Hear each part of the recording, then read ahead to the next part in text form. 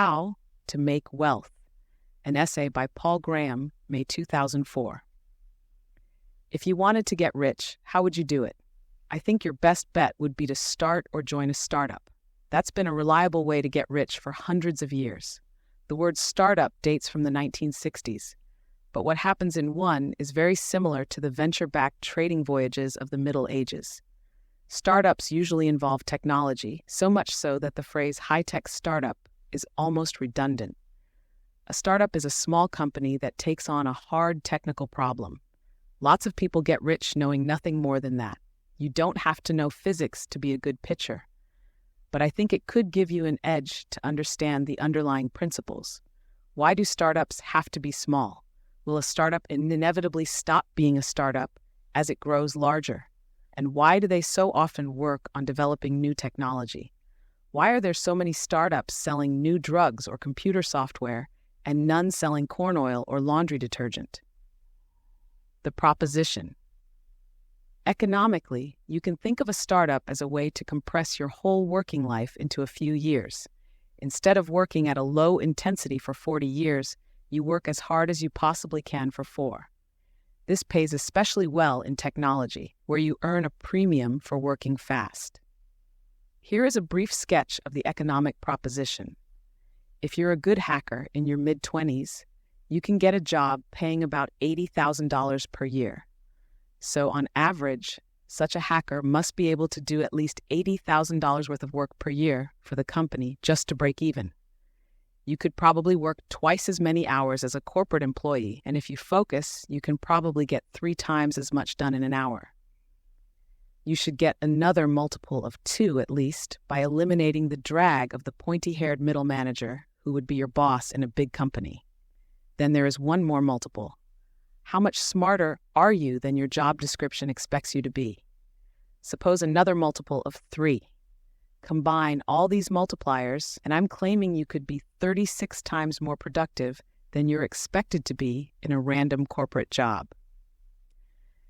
If a fairly good hacker is worth $80,000 a year at a big company, then a smart hacker working very hard without any corporate bullshit to slow him down should be able to do work worth about $3 million a year.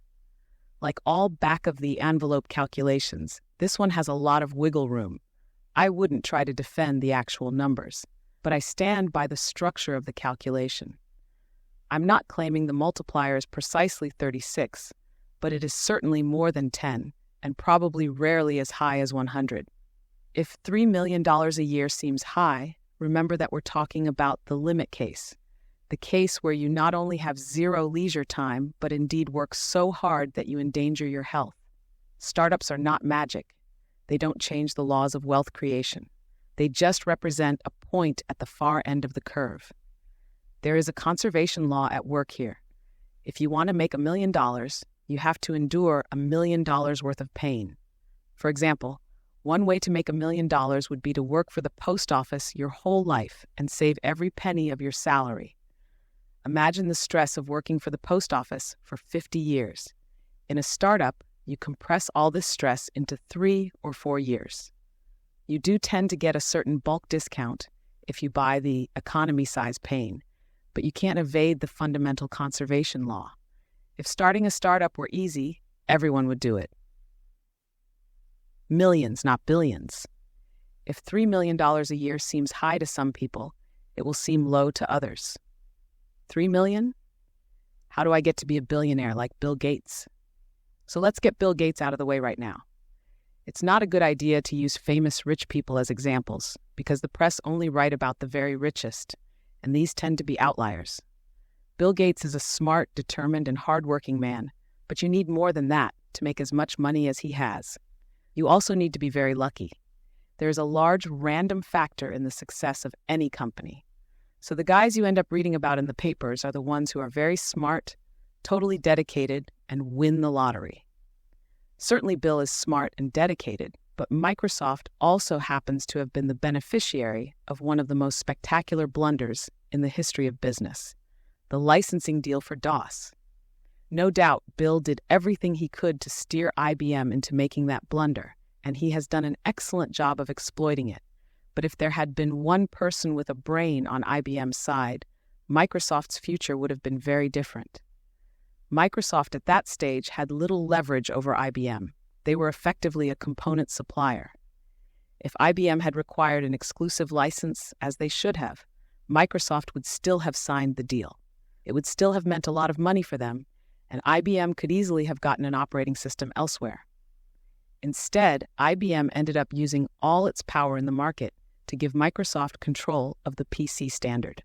From that point, all Microsoft had to do was execute. They never had bet the company on a bold decision. All they had to do was play hardball with licensees and copy more innovative products reasonably promptly. If IBM hadn't made this mistake, Microsoft would still have been a successful company, but it could not have grown so big so fast. Bill Gates would be rich, but he'd be somewhere near the bottom of the Forbes 400 with the other guys his age. There are a lot of ways to get rich, and this essay is about only one of them. This essay is about how to make money by creating wealth and getting paid for it. There are plenty of other ways to get money, including chance, speculation, marriage, inheritance, theft, extortion, fraud, monopoly, graft, lobbying, counterfeiting, and prospecting. Most of the greatest fortunes have probably involved several of these. The advantage of creating wealth as a way to get rich is not just that it's more legitimate, many of the other methods are now illegal, but that it's more straightforward. You just have to do something people want. Money is not wealth. If you want to create wealth, it will help to understand what it is. Wealth is not the same thing as money. Wealth is as old as human history, far older in fact. Ants have wealth. Money is a comparatively recent invention. Wealth is the fundamental thing. Wealth is stuff we want: food, clothes, houses, cars, gadgets, travel to interesting places, and so on. You can have wealth without having money. If you had a magic machine that could on command make you a car, or cook you dinner, or do your laundry, or do anything else you wanted, you wouldn't need money. Whereas if you were in the middle of Antarctica, where there is nothing to buy, it wouldn't matter how much money you had. Wealth is what you want, not money. But if wealth is the important thing, why does everyone talk about making money? It is a kind of shorthand. Money is a way of moving wealth, and in practice, they are usually interchangeable. But they are not the same thing. And unless you plan to get rich by counterfeiting, talking about making money can make it harder to understand how to make money. Money is a side effect of specialization. In a specialized society, most of the things you need, you can't make for yourself. If you want a potato or a pencil or a place to live, you have to get it from someone else. How do you get the person who grows the potatoes to give you some? By giving him something he wants in return. But you can't get very far by trading things directly with the people who need them. If you make violins and none of the local farmers wants one, how will you eat? The solution societies find as they get more specialized is to make the trade into a two-step process. Instead of trading violins directly for potatoes, you trade violins for, say, silver, which you can then trade again for anything else you need. The intermediate stuff, the medium of exchange, can be anything that's rare and portable. Historically, metals have been the most common, but recently we've been using a medium of exchange called the dollar that doesn't physically exist. It works as a medium of exchange, however, because its rarity is guaranteed by the U.S. government. The advantage of a medium of exchange is that it makes trade work. The disadvantage is that it tends to obscure what trade really means. People think that what a business does is make money. But money is just the intermediate stage, just a shorthand for whatever people want. What most businesses really do is make wealth. They do something people want. The pie fallacy. A surprising number of people retain from childhood the idea that there is a fixed amount of wealth in the world. There is, in any normal family, a fixed amount of money at any moment. But that's not the same thing. When wealth is talked about in this context, it is often described as a pie. You can't make the pie larger, say politicians. When you're talking about the amount of money in one family's bank account or the amount available to a government from 1 year's tax revenue, this is true. If one person gets more, someone else has to get less. I can remember believing, as a child, that if a few rich people had all the money, it left less for everyone else. Many people seem to continue to believe something like this well into adulthood. This fallacy is usually there in the background when you hear someone talking about how X% of the population have Y% of the wealth. If you plan to start a startup, then whether you realize it or not, you're planning to disprove the pie fallacy. What leads people astray here is the abstraction of money. Money is not wealth. It's just something we use to move wealth around. So although there may be, in certain specific moments, like your family, this month, a fixed amount of money available to trade with other people for things you want, there is not a fixed amount of wealth in the world. You can make more wealth. Wealth has been getting created and destroyed, but on balance, created for all of human history. Suppose you own a beat-up old car.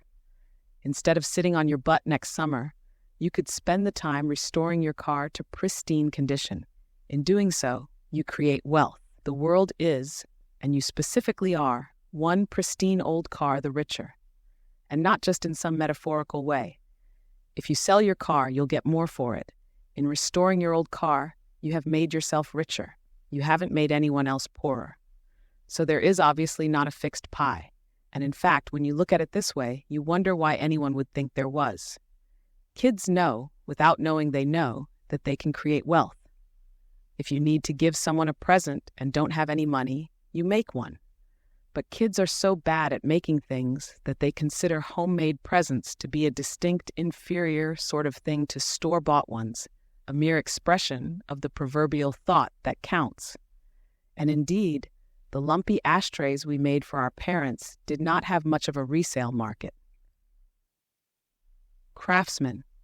The people most likely to grasp that wealth can be created are the ones who are good at making things, the craftsmen.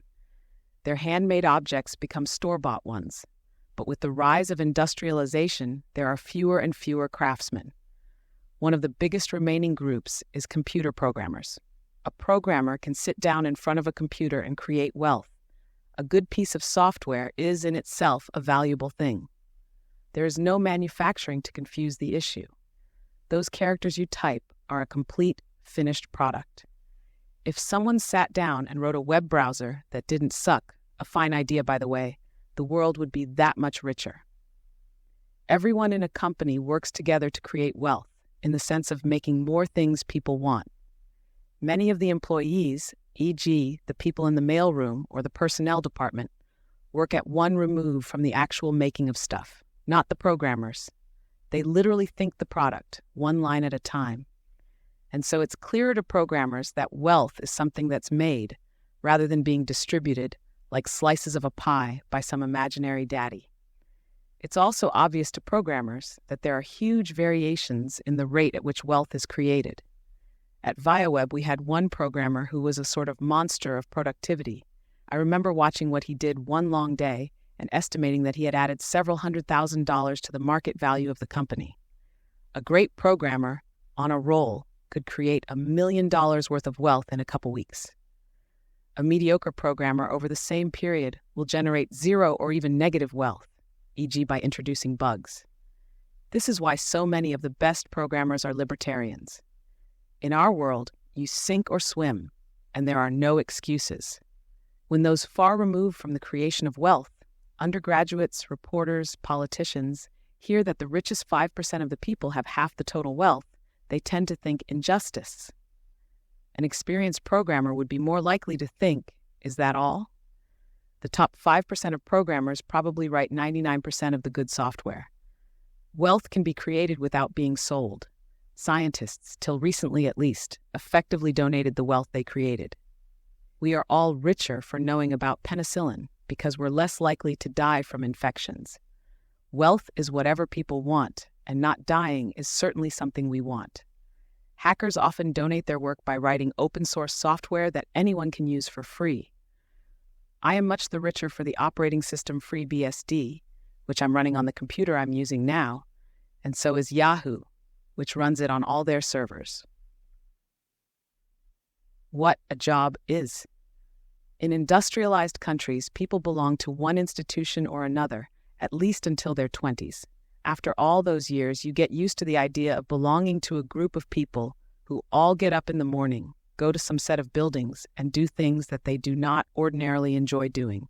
Belonging to such a group becomes part of your identity: name, age, role, institution. If you have to introduce yourself or someone else describes you, it will be as something like John Smith, age 10, a student at such and such elementary school, or John Smith, age 20, a student at such and such college. When John Smith finishes school, he is expected to get a job. And what getting a job seems to mean is joining another institution. Superficially, it's a lot like college. You pick the companies you want to work for and apply to join them. If one likes you, you become a member of this new group. You get up in the morning and go to a new set of buildings and do things that you do not ordinarily enjoy doing. There are a few differences. Life is not as much fun, and you get paid instead of paying as you did in college. But the similarities feel greater than the differences.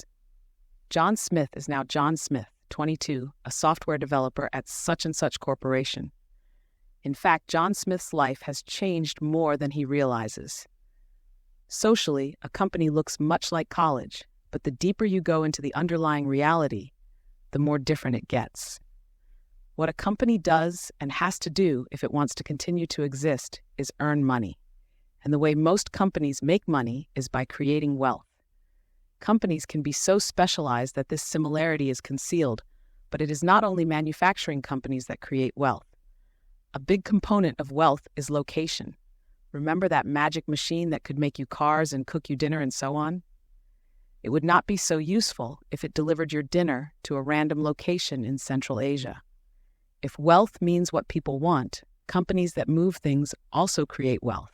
Ditto for many other kinds of companies that don't make anything physical.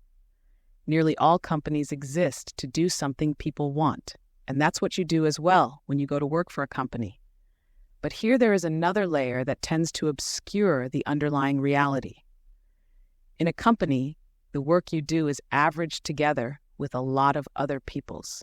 You may not even be aware you're doing something people want. Your contribution may be indirect, but the company as a whole must be giving people something they want, or they won't make any money. And if they are paying you X dollars a year, then on average, you must be contributing at least X dollars a year worth of work, or the company will be spending more than it makes and will go out of business. Someone graduating from college thinks and is told that he needs to get a job, as if the important thing were becoming a member of an institution. A more direct way to put it would be, you need to start doing something people want. You don't need to join a company to do that. All a company is a group of people working together to do something people want. It's doing something people want that matters, not joining the group. For most people, the best plan probably is to go to work for some existing company. But it is a good idea to understand what's happening when you do this. A job means doing something people want, averaged together with everyone else in that company. Working harder. That averaging gets to be a problem. I think the single biggest problem afflicting large companies is the difficulty of assigning a value to each person's work. For the most part, they punt. In a big company, you get paid a fairly predictable salary for working fairly hard. You're expected not to be obviously incompetent or lazy, but you're not expected to devote your whole life to your work.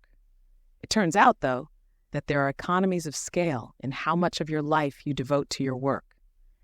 In the right kind of business, someone who really devoted himself to work could generate 10 or even 100 times as much wealth as an average employee. A programmer, for example, instead of chugging along, maintaining and updating an existing piece of software, could write a whole new piece of software, and with it create a new source of revenue. Companies are not set up to reward people who want to do this. You can't go to your boss and say, I'd like to start working 10 times as hard, so will you please pay me 10 times as much? For one thing, the official fiction is that you are already working as hard as you can. But a more serious problem is that the company has no way of measuring the value of your work. Salesmen are an exception. It's easy to measure how much revenue they generate, and they're usually paid a percentage of it. If a salesman wants to work harder, he can just start doing it, and he will automatically get paid proportionally more.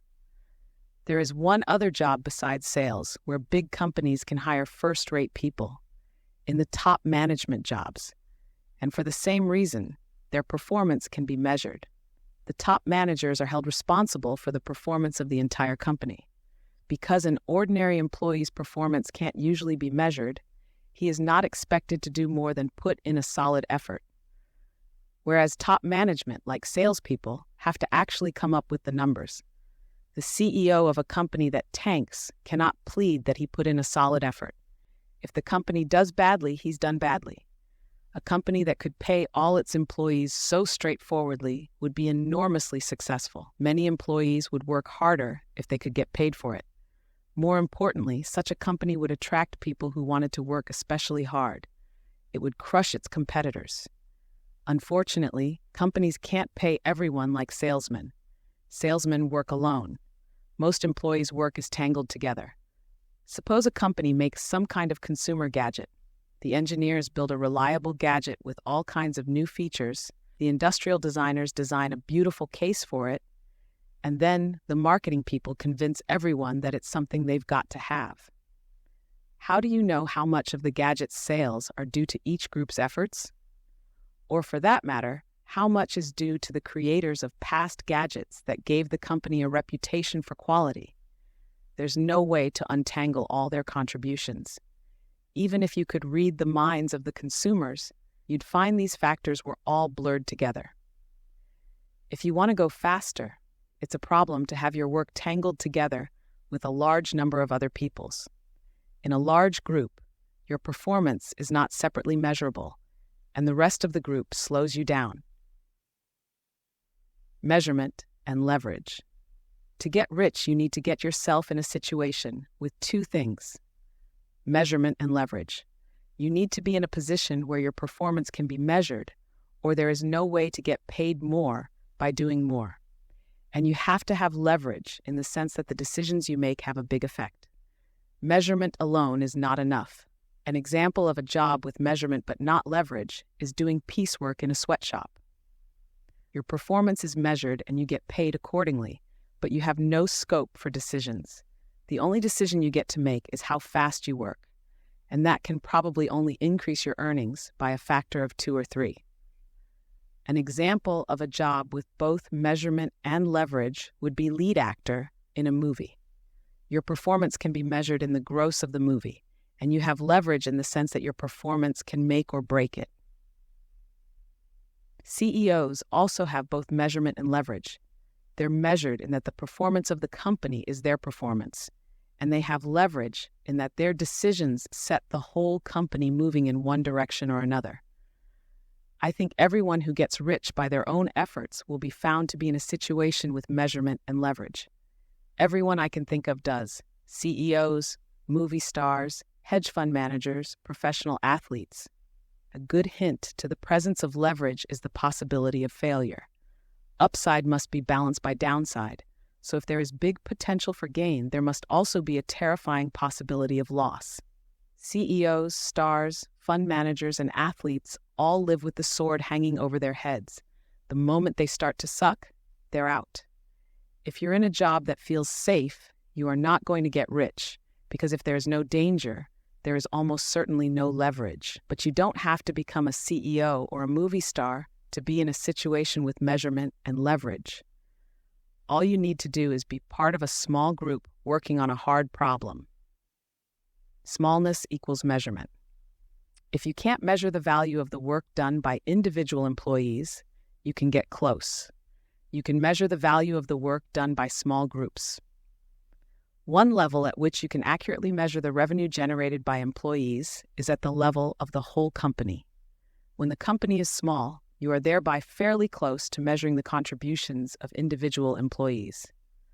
A viable startup might only have 10 employees, which puts you within a factor of 10 of measuring individual effort.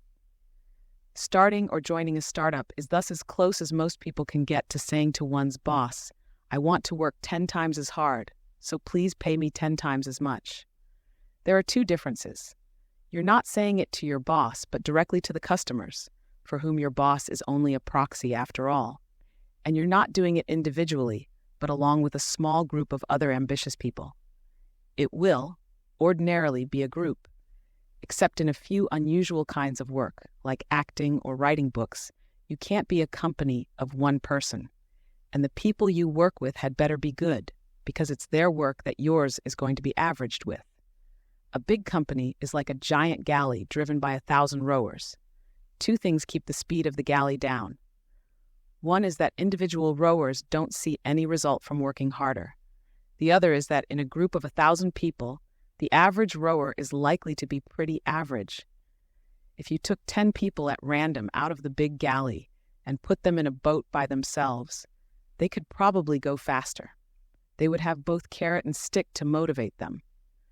An energetic rower would be encouraged by the thought that he could have a visible effect on the speed of the boat, and if someone was lazy, the others would be more likely to notice and complain. But the real advantage of the 10-man boat shows when you take the 10 best rowers out of the big galley and put them in a boat together. They will have all the extra motivation that comes from being in a small group. But more importantly, by selecting that smaller group, you can get the best rowers. Each one will be in the top 1%. It's a much better deal for them to average their work together with a small group of their peers than to average it with everyone. That's the real point of startups.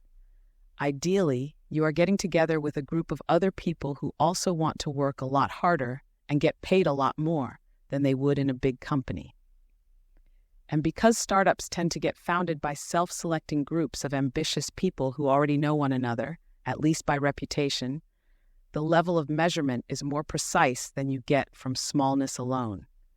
A startup is not merely 10 people, but 10 people like you. Steve Jobs once said that the success or failure of a startup depends on the first 10 employees.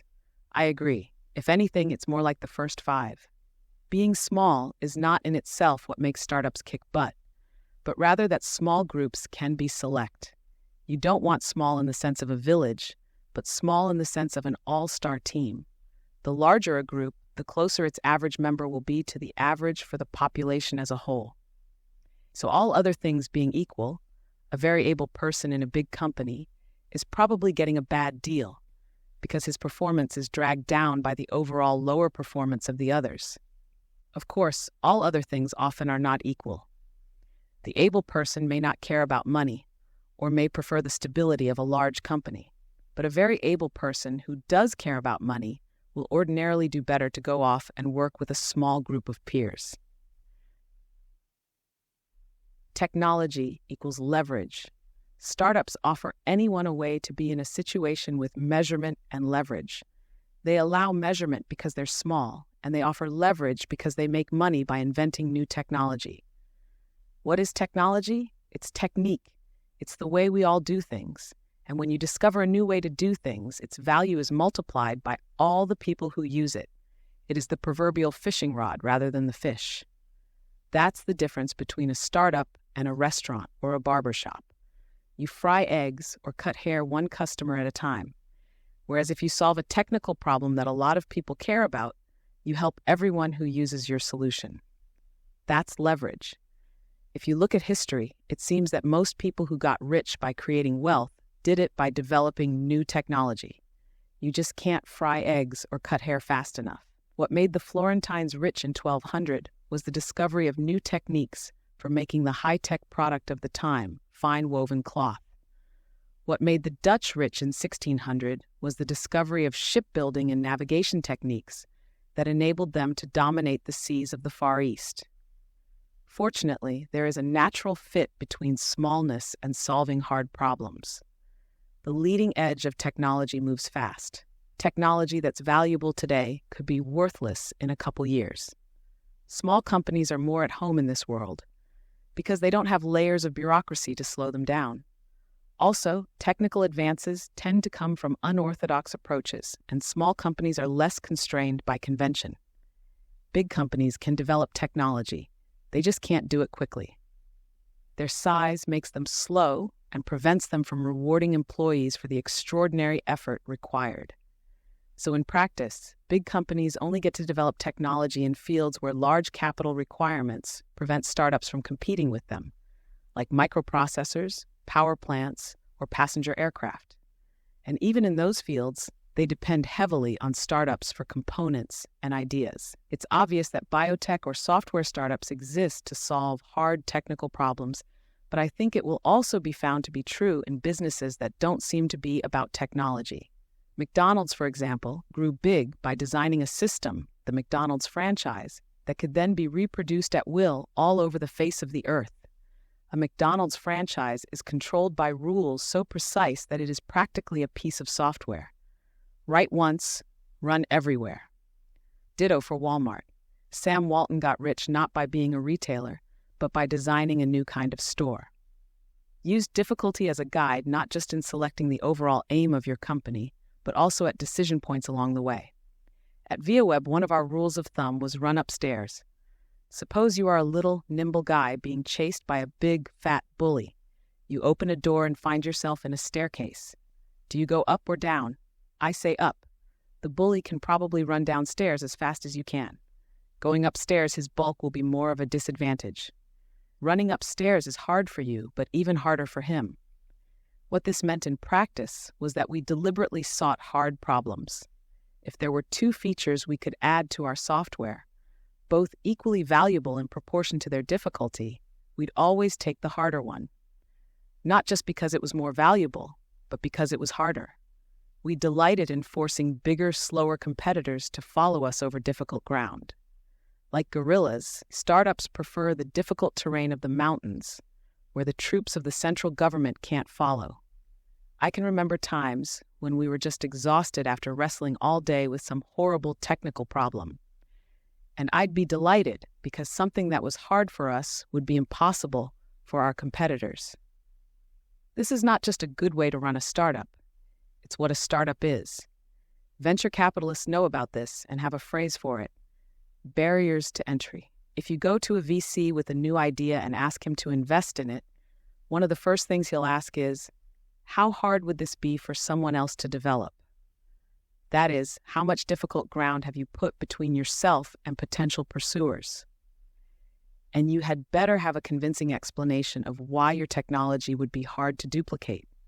Otherwise, as soon as some big company becomes aware of it, they'll make their own, and with their brand name, capital, and distribution clout, they'll take away your market overnight. You'd be like guerrillas caught in the open field by regular army forces. One way to put up barriers to entry is through patents. But patents may not provide much protection. Competitors commonly find ways to work around a patent, and if they can't, they may simply violate it and invite you to sue them. A big company is not afraid to be sued. It's an everyday thing for them. They'll make sure that suing them is expensive and takes a long time. Ever heard of Philo Farnsworth? He invented television. The reason you've never heard of him is that his company was not the one to make money from it. The company that did was RCA. And Farnsworth's reward for his efforts was a decade of patent litigation. Here, as so often, the best defense is a good offense. If you can develop technology that's simply too hard for competitors to duplicate, you don't need to rely on other defenses. Start by picking a hard problem, and then at every decision point, take the harder choice. The catch: if it were simply a matter of working harder than an ordinary employee and getting paid proportionately, it would obviously be a good deal to start a startup. Up to a point, it would be more fun. I don't think many people like the slow pace of big companies, the interminable meetings, the water cooler conversations, the clueless middle managers, and so on. Unfortunately, there are a couple catches. One is that you can't choose the point on the curve that you want to inhabit. You can't decide, for example, that you'd like to work just 2 or 3 times as hard and get paid that much more. When you're running a startup, your competitors decide how hard you work, and they pretty much all make the same decision: as hard as you possibly can. The other catch is that the payoff is only on average proportionate to your productivity. There is, as I said before, a large random multiplier in the success of any company. So in practice, the deal is not that you're 30 times as productive and get paid 30 times as much. It is that you're 30 times as productive and get paid between 0 and 1,000 times as much. If the mean is 30x, the median is probably 0. Most startups tank, and not just the dog food portals we all heard about during the internet bubble. It's common for a startup to be developing a genuinely good product, take slightly too long to do it, run out of money, and have to shut down. A startup is like a mosquito. A bear can absorb a hit and a crab is armored against one. But a mosquito is designed for one thing: to score. No energy is wasted on defense. The defense of mosquitoes as a species is that there are a lot of them, but this is little consolation to the individual mosquito.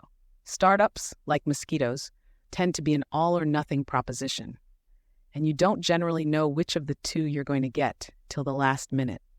ViaWeb came close to tanking several times. Our trajectory was like a sine wave. Fortunately, we got bought at the top of the cycle, but it was damned close. While we were visiting Yahoo in California to talk about selling the company to them, we had to borrow a conference room to reassure an investor who was about to back out of a new round of funding that we needed to stay alive. The all-or-nothing aspect of startups was not something we wanted. ViaWeb's hackers were all extremely risk-averse. If there had been some way just to work super hard and get paid for it, without having a lottery mixed in, we would have been delighted.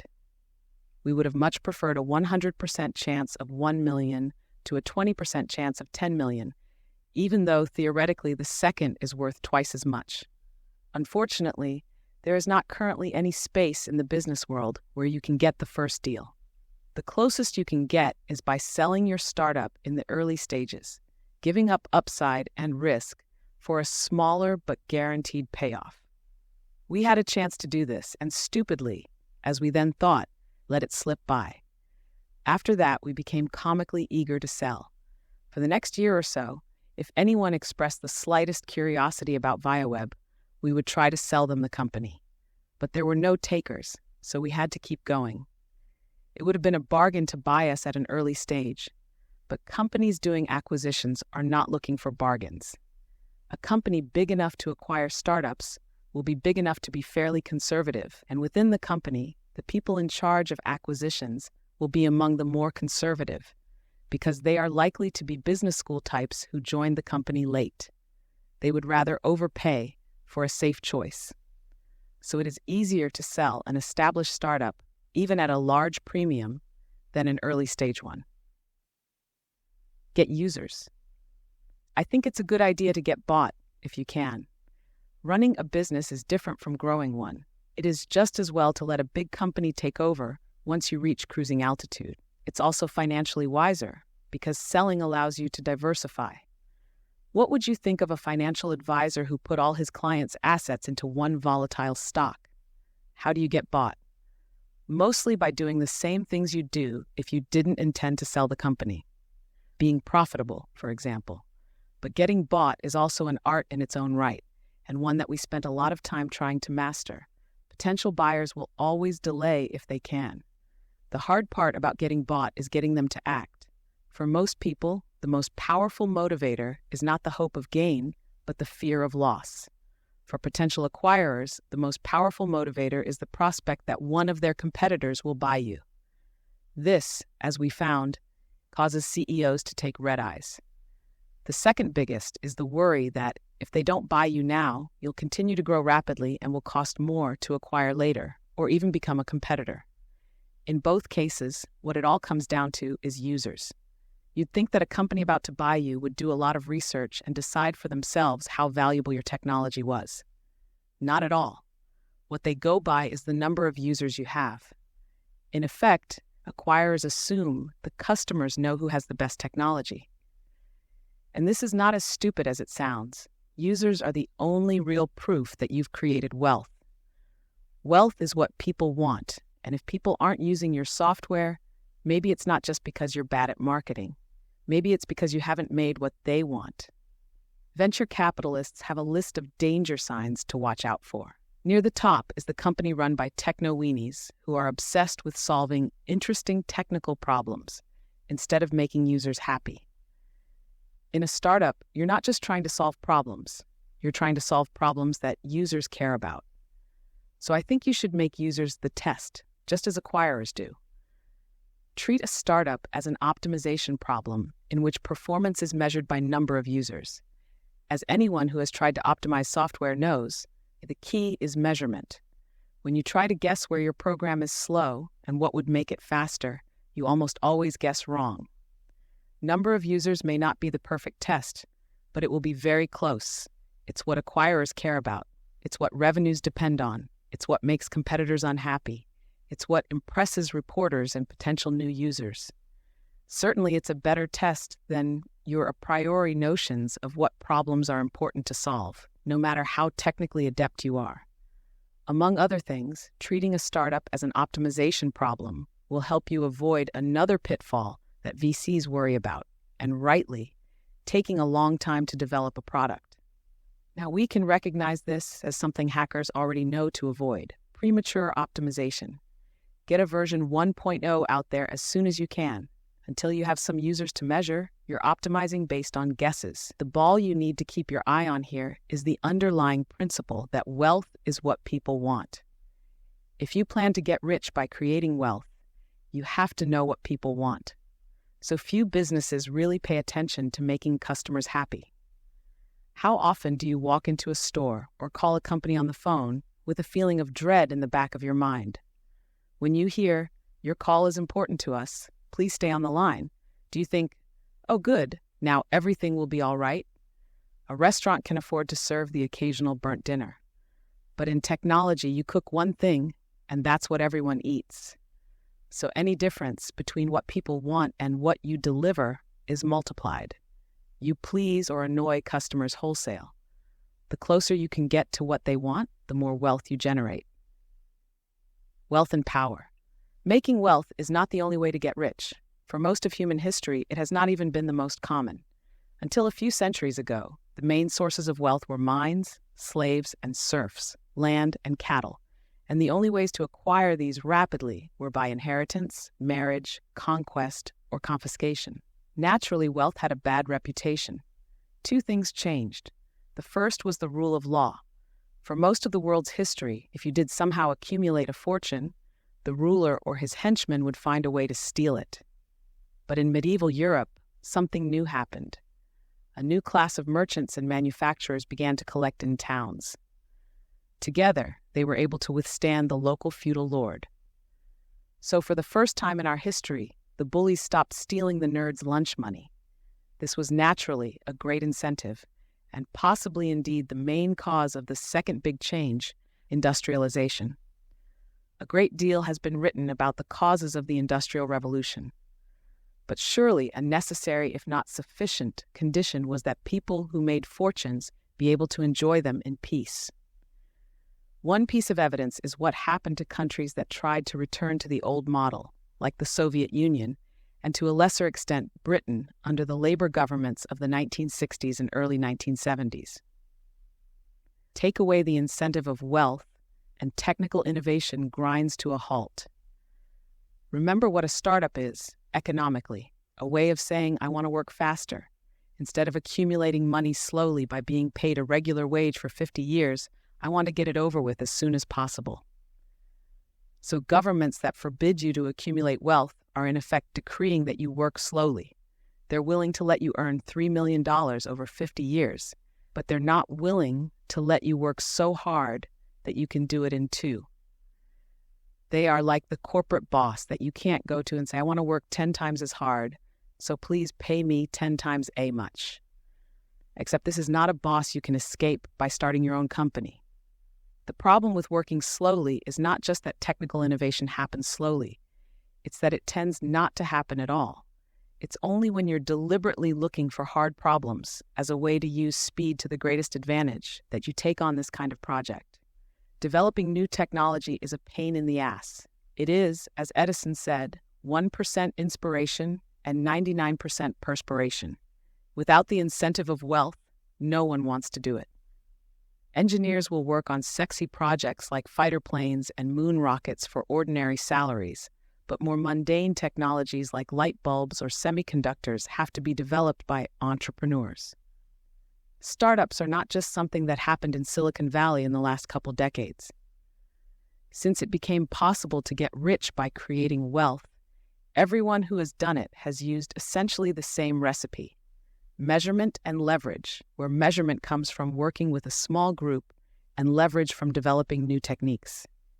The recipe was the same in Florence in 1200 as it is in Santa Clara today. Understanding this may help to answer an important question: why Europe grew so powerful. Was it something about the geography of Europe? Was it that Europeans are somehow racially superior? Was it their religion? The answer, or at least the proximate cause, may be that the Europeans rode on the crest of a powerful new idea, allowing those who made a lot of money to keep it. Once you're allowed to do that, people who want to get rich can do it by generating wealth instead of stealing it. The resulting technological growth translates not only into wealth, but into military power. The theory that led to the stealth plane was developed by a Soviet mathematician, but because the Soviet Union didn't have a computer industry, it remained for them a theory. They didn't have hardware capable of executing the calculations fast enough to design an actual airplane. In that respect, the Cold War teaches the same lesson as World War II, and for that matter, most wars in recent history. Don't let a ruling class of warriors and politicians squash the entrepreneurs. The same recipe that makes individuals rich makes countries powerful. Let the nerds keep their lunch money, and you rule the world.